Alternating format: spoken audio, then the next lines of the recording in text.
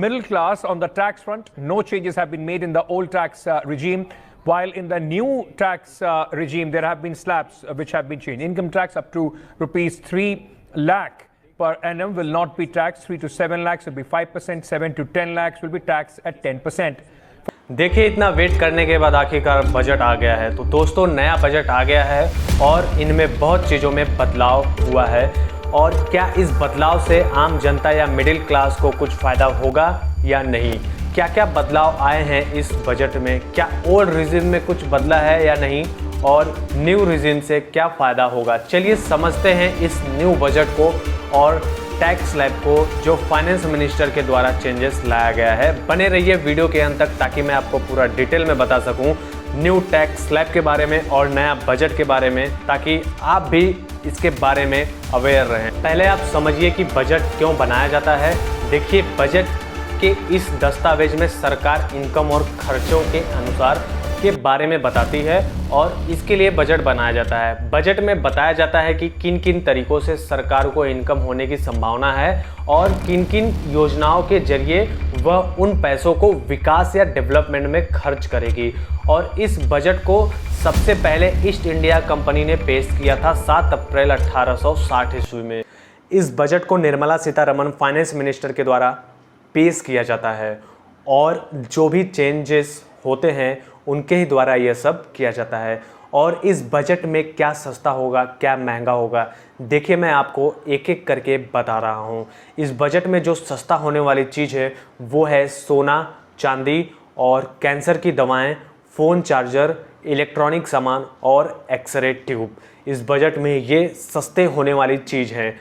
जो अब हम बात करते हैं महंगे होने वाले चीज़ों के बारे में। इस बजट में जो महंगा होने वाले चीज़ हैं हम उसके बारे में आपको बताते हैं।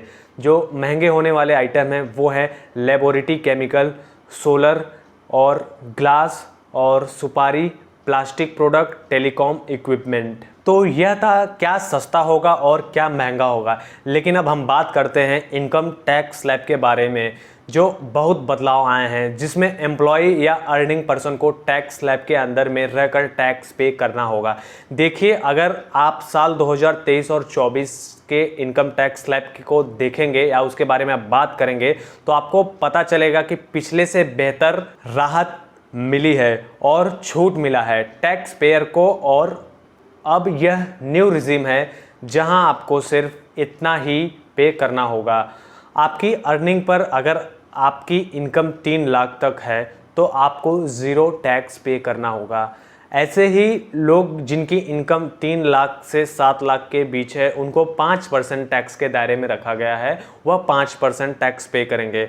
आपकी इनकम 7 लाख से 10 लाख रुपए है तो आपको 10% इनकम टैक्स पे करना पड़ेगा। और यदि आपकी इनकम 10 लाख से 12 लाख है तो आपको ईयरली 15% टैक्स पे करना होगा। फाइनेंस मिनिस्टर ने बजट के दौरान नौकरी करने वाले लोगों के लिए स्टैंडर्ड डिडक्शन की लिमिट 50,000 से 75,000 कर दिया है।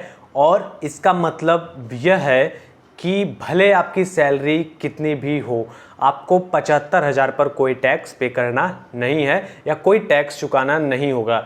इस तरह आपको 7,75,000 तक की सैलरी पर कोई टैक्स नहीं लगेगा और न्यू रिजिम में आपको 7 लाख तक टैक्स फ्री मिलेगा। देखिए, फाइनेंस मिनिस्टर निर्मला सीतारमण ने 2024 और 25 के बजट को पेश किया है और काफ़ी लोग इस बजट से नाराज़ भी हैं और काफ़ी लोग खुश भी हैं। तो मैं इस बजट को लेकर सिर्फ एक्सप्लेनेशन दिया हूँ कि इस बजट में क्या क्या बदलाव आया है, न्यू रिजिम में क्या हुआ है और ओल्ड रिजिम में क्या था।